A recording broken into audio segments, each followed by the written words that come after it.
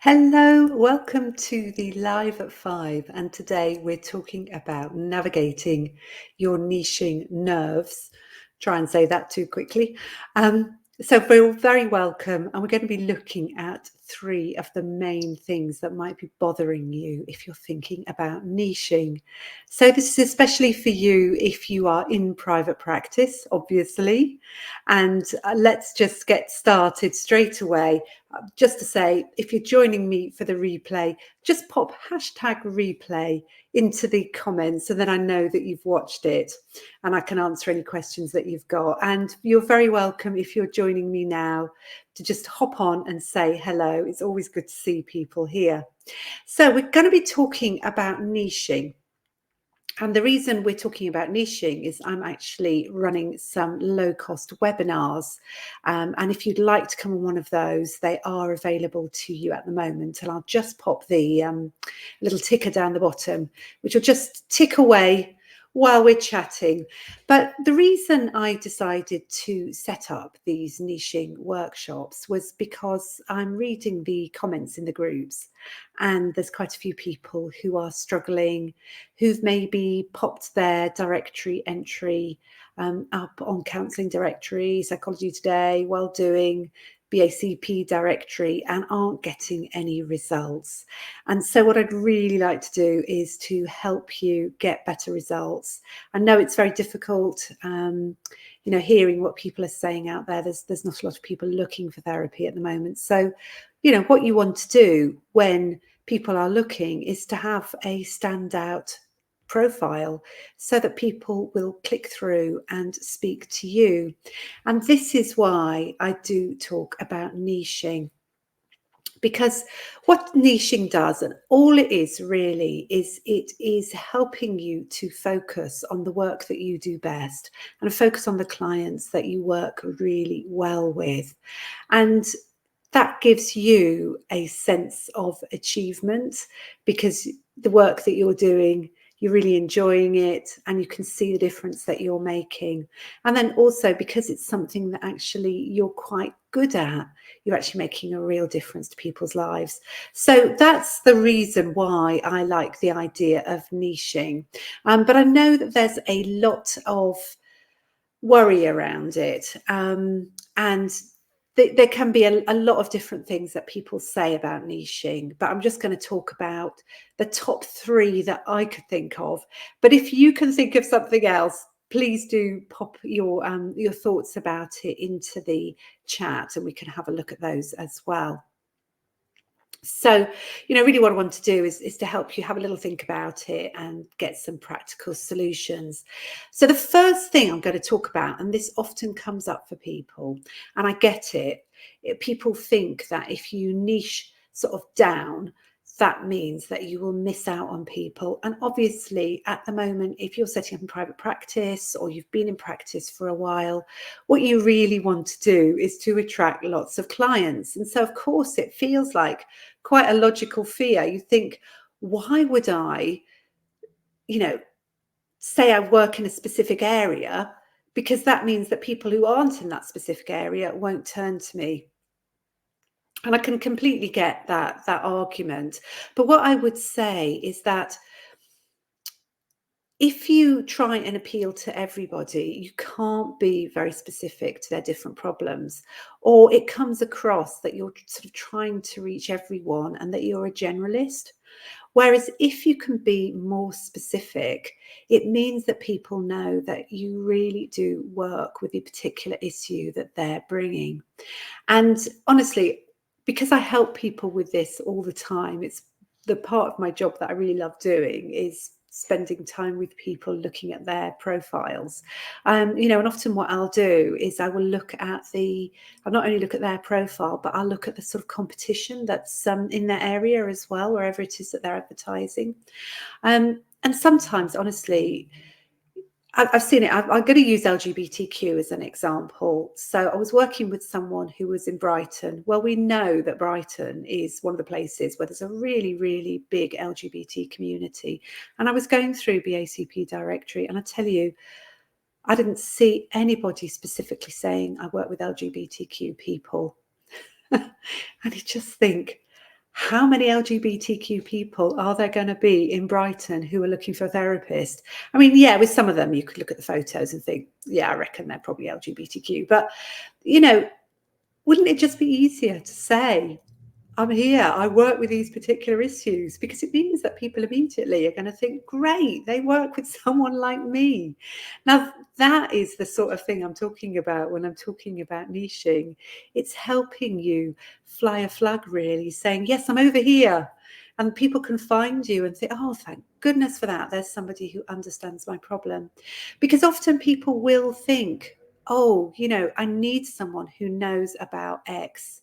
And if you're very vague about what you're doing, it means that people won't actually find you. So I would actually say the opposite happens when you niche. You actually, rather than cutting people out, you actually draw more people to you. And the other thing that people say in relation to this is they say, oh, well, I might get bored doing the same sort of work. I want to have a wide variety of people who I can work with. And as someone said who does have a niche, she said the thing is you get people within that niche who've got lots of different problems. So don't be frightened about niching down too much. So an example I've got of someone who's found this approach really useful is Fee, and Fee will often say on my on the post, she said, well, I spoke to Josephine and she helped me. And Fee specialises in trauma, and she's crafted her profile in such a way that she has been getting more people coming through to her as a result of working with me. So, she was bold enough to do that, to niche down, and it has actually helped her because she knows what those people need to hear. And so it helps her to be able to communicate that she's the right person for them. But we're going to talk about the next thing now, which is another problem that you might have nerves about. And that is actually, I'm really not quite sure what my niche is. Or else you think, well, I think I know what my niche is, but is it the right niche? And I think that's a very common issue that people have, so common that it's actually got a name, and it's called analysis paralysis, which is where you spend so long analysing what you should be doing and what your niche is that you get paralysed in that stage and you never actually get out there and market yourself. So it is a bit of a difficult one to work out sometimes, but the only way that you find out is by trying it out. So being bold and actually putting it out there and then seeing what happens, seeing who you draw towards you. And then quite often, gradually, your niche will become more obvious. And this is really what happened to me. So when I first started advertising, I talked about the things that I'd gone through really as a therapist. Sorry, I'll start again. I talked about how I used to feel before I had therapy. I didn't say that was me. I just imagined that was what the client was feeling. And I did draw a lot of people towards me, dealing with sort of low self-esteem, feeling good enough, all that sort of stuff that, I needed to work on. And then I happened to mention that, part of my work experience was working with couples with the loss of a baby. And that actually very gradually began to turn into a niche. And I attracted more and more people who were working with baby loss or involuntary childlessness. So that gradually built and built and built. So it was a bit of a journey of discovery for me. That's what I'm trying to say. But you have to start. You have to try. You have to put it out there to be able to test it out. And what I'm going to be doing at this particular webinar that I'm doing, so that's you can book in there, josephinehughes.asme. So I'll say that again, josephinehughes.as.me/niche.